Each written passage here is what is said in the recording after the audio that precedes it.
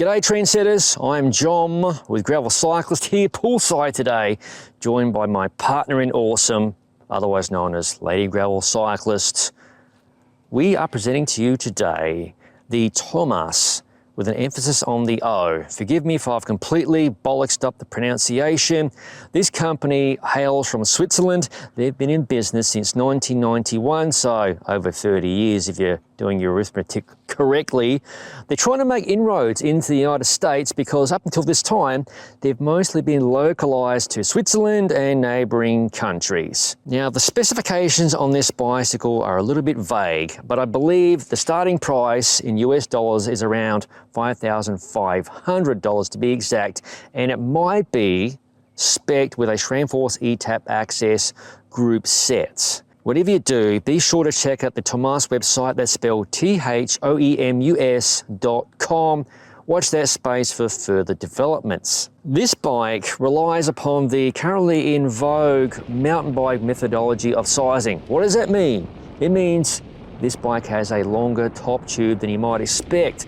With that said, on this particular example being a 52 in the Thomus nomenclature, that translates to 538 millimeters on the top tube and 115 millimeter head tube. Look at the size of that stem. It's pretty tiny. I think it's about 70 millimeters. Now, typically, I size myself to about a 54 to 55 centimeter bike, 110 or 100 millimeter stem. Obviously, that's not going to work here.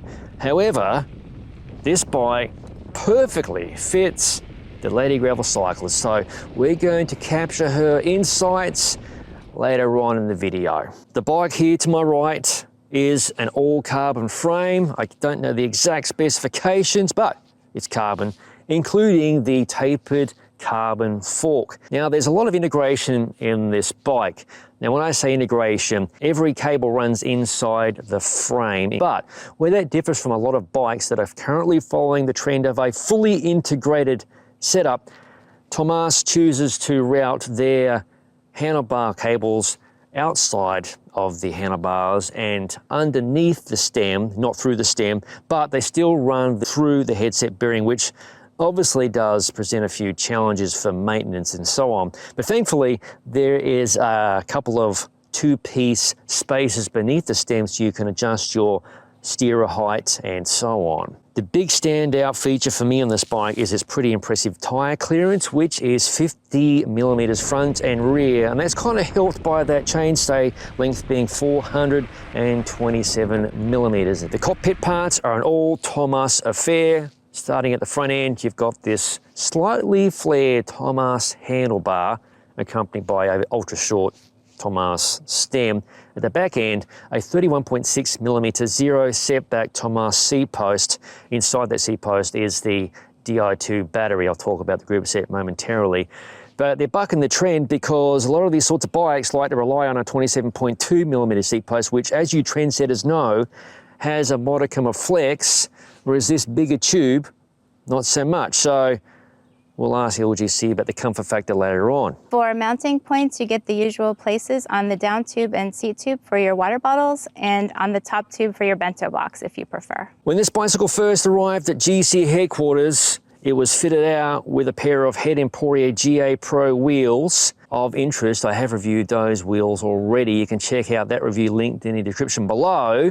But for interest's sake, we thought let's slap on this new pair of carbon review wheels that have lobbed into GC HQ, namely the Hunt Bike Wheels 40 Carbon Gravel Race, or 40 CGR if you want to be a bit lazy and save some time waffle on camera. Finally, the group set on this bike is the Shimano Ultegra Di2 12-speed, the latest variant. With that said, this group set is not designed for gravel. Of course, it can work on gravel. In fact, I've got a review of this group set coming later, so watch this space. But the crank set arrives typically OEM with a 50-tooth big chainring like this bike and a 34-tooth small chainring. The 50, it's pretty big to push. However, I'm working covertly with a company on some prototype chain rings. More on that later. They're under embargo, etc. With that said, there's a 46-tooth chainring fitted to this bike, which has made the cycling experience a lot more pleasant for the gravelly roads less traveled. So that's the specs covered and all my windbagging out of the way. Now it's time to ask my partner in awesome, Lady Gravel Cyclist, some pertinent questions about her riding experiences on the Thomus Sliker X. Hello LGC, do I know you? Okay, you've been riding a couple of different bikes and you've got a good amount of experience now.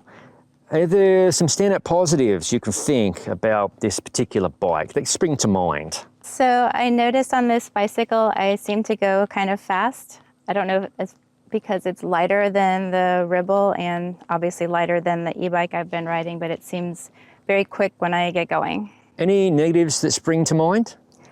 Nothing in particular about the bike is negative to me. It's just the saddle is super uncomfortable. Ironically, this is a lady variant of a Italia Boost, if I've got it correct. Just proof once again that saddles are subject to personal choice. Was the bike comfortable overall during the long haul? We knocked out some long rides on this bike. Yeah, we knocked out a few long rides and I didn't notice anything uncomfortable about the bike except the saddle, as I mentioned before. We don't have a ton of intel available on this bike, but is this a bike you could recommend to, say, a new cyclist to gravel cycling or someone who's experienced? I think it could go both ways. I mean, I'm still fairly new to cycling. I enjoyed riding the bicycle, and I don't see why someone with experience wouldn't like it as well. This bike, I understand, is used by the Thomas race team. They've got a team knocking out some of the bigger name gravel events, particularly on the West Coast, I believe the BWR series. In fact, this is a learner race bike from one of their lady races, I believe.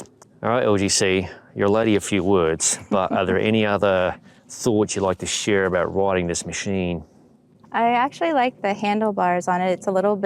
They seemed a little bit wider than what I ride on the Ribble, and I thought they were quite comfortable. When you say comfortable, you're talking about riding the tops or the drops, because don't forget the drops are a little bit flared. Not much. I think they're about 8 degrees tops. Yeah, this is the first time I've actually used flared handlebars. Even though they're only slightly flared, I found them to be quite comfortable.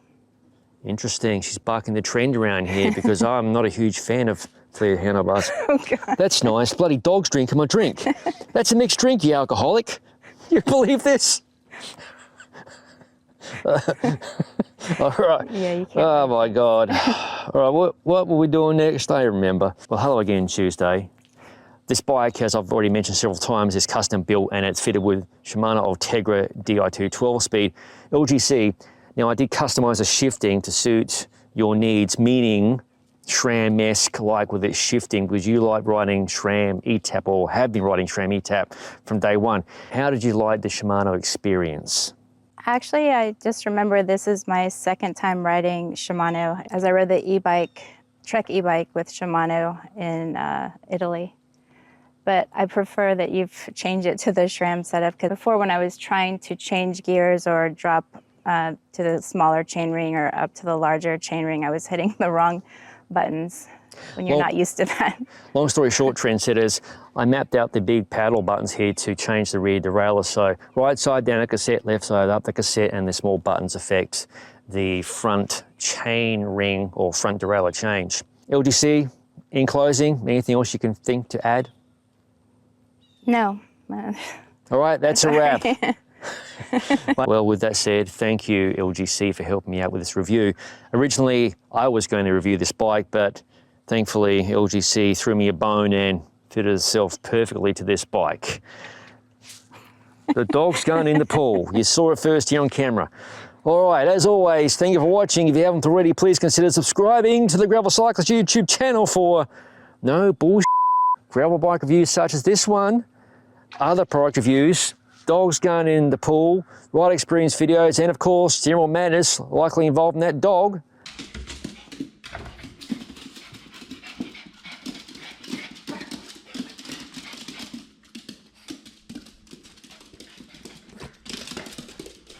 So all of it is released to the channel.